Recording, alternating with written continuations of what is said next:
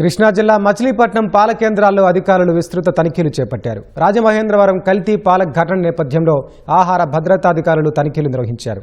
చిలకలపూడి ప్రాంతంలో SS milk జిల్లా పరిషత్ సెంటర్లోని Krishnaveni milk dairy పాల కేంద్రాల నుంచి శాంపిల్స్ను సేకరించారు. శాంపిల్స్ను ల్యాబ్స్కు పంపినట్లు అధికారులు తెలిపారు.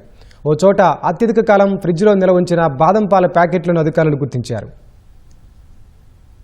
రాజమండ్రిలో జరిగిన ఒక మిస్హ్యాప్ వల్ల మనం special rights commission of food safety గారు స్పెషల్ రైట్స్ పెట్టడం జరిగింది. దానిలో భాగంగా ఎవ్రీ డిస్ట్రిక్ట్ లో ఒక ఫుడ్ సేఫ్టీ ఆఫీసర్ 12 శాంపిల్స్ చేయడం జరుగుతుంది. ఓన్లీ మిల్క్ మీద ఆర్గనైజ్ సెక్టర్, అన్ఆర్గనైజ్ సెక్టర్ రెండు ఫోకస్ చేయడం జరుగుతుంది. దీని భాగంగా ఫస్ట్ మచిలీపట్నం హెడ్ క్వార్టర్స్ లో 2 యూనిట్స్ సెలెక్ట్ చేసుకోవడం జరిగింది. ఒకటి ఎస్ఎస్ మిల్క్ ప్రొడక్ట్స్, రెండోది కృష్ణవేణి మిల్క్ డైరీ. ఈ రెండిట్లో శాంపిల్ తీయడం జరిగింది. ఇక్కడ శాంపిల్ తీసిన పిమ్మట వింటా ల్యాబ్ పంపిస్తాము. ఎనీ ఫర్దర్ డీవియేషన్స్ ఒకవేళ ఇంత శాంపిల్ వచ్చిందని ల్యాబ్ రిపోర్ట్ వస్తే ఫర్దర్ గా ప్రొసీడ్ అవ్వడం జరుగుతుంది. ఇప్పటి వరకు ఇక్కడ మేము కొన్ని ర్యాపిడ్ టెస్ట్ చేసాము for starch identification using of iodine drops. ఎటువంటిది మనకి నెగిటివ్ రిమార్క్ అయితే ఏం రాలేదు.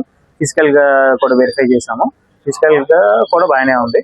ఇంకా మనకి తెలియని కెమికల్ అడల్టరేషన్ ఏమైనా ఉందా అని తెలుసుకోవడానికి మేము టెలఫీ శాంపిల్ పంపించడం జరుగుతుంది. ఈ స్పెషల్ డ్రైవ్ అయిపోగానే మళ్ళీ రెగ్యులర్ గా శాంపిల్ జరుగుతూనే ఉంటుంది. వాటిపైన రెగ్యులర్ గా డీవియేషన్స్ ఉంటే మనం జాయింట్ కలెక్టర్ గారితో పెనాల్టీ వేయడం కూడా జరుగుతూనే ఉంటుంది. రెగ్యులర్ ప్రాసెస్ జరుగుతూనే ఉంటుంది.